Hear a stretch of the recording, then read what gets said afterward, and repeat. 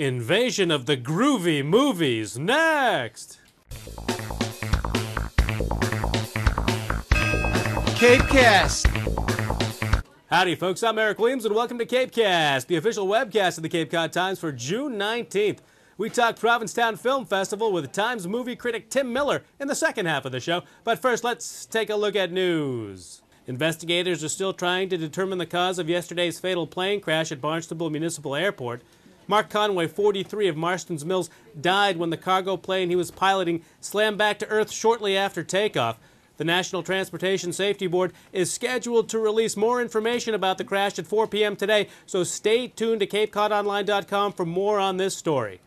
Hey folks, it's cinema season in these parts, and we sat down with Cape Cod Times movie critic Tim Miller, fresh from a glamorous night at the Provincetown International Film Festival. So Tim, what was the scene like last night at the Provincetown International Film Festival? It was fun, as expected. The first movie I saw was My Winnipeg. I need to get out of here. I must leave it now. What if I film my way out of here? It's time for extreme measures. I sublet for 1 month the house in which I grew up. And action. Only here can I properly recreate the archetypal episodes from my family history. I hire actors to play my brothers and sister. My dog Toby to be played by my girlfriend's dog Spanky. He shoots movies like they're silent movies, so people in the audience, some people, I think they didn't, like, it's sort of like they didn't know what they were watching, and so some people walked out.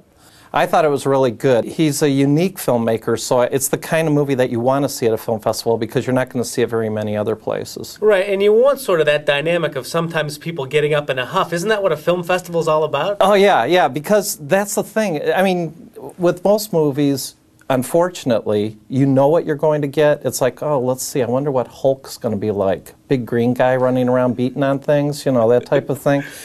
Here, you know, you could end up seeing a masterpiece, or you could end up seeing really a piece of crap. What about this Spine Tingler? I haven't seen it. You've seen it, though. Spine Tingler, I saw that. That was the second movie I saw that night, and that I really loved that movie. It's a documentary about a filmmaker, William Castle. William Castle was a film director and movie producer. He's also a showman. You know about ghouls, don't you? He was my mentor, and I just wanted to be taken into William Castle's world and live there. Do you believe in ghosts?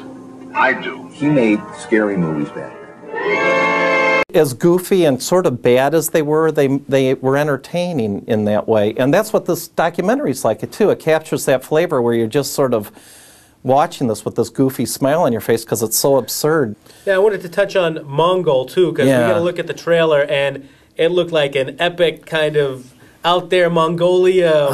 Is it the story of that big bad guy? Yeah. Well, Genghis Khan. Oh, yeah, right. As a kid.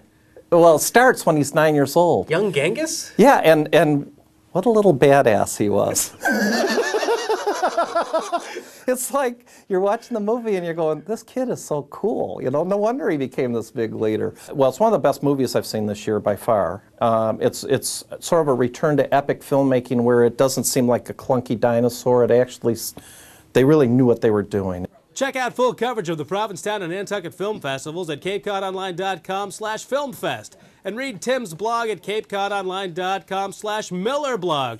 Of course, we here at CapeCast were shocked and disappointed when our homemade movie wasn't included in either film festival, so here is the world premiere of Revenge of the Loofah.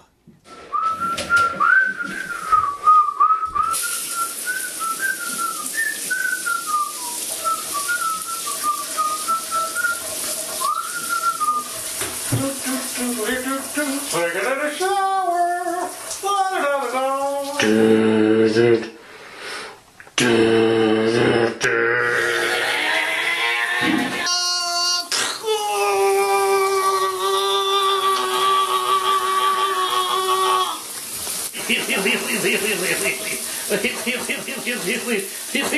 Are you next? Now let's check the all-important Cape and Islands weather forecast, backed by Veterans Beach video. For tonight, partly cloudy with a low around 57, and for Friday, partly cloudy with a high near 73.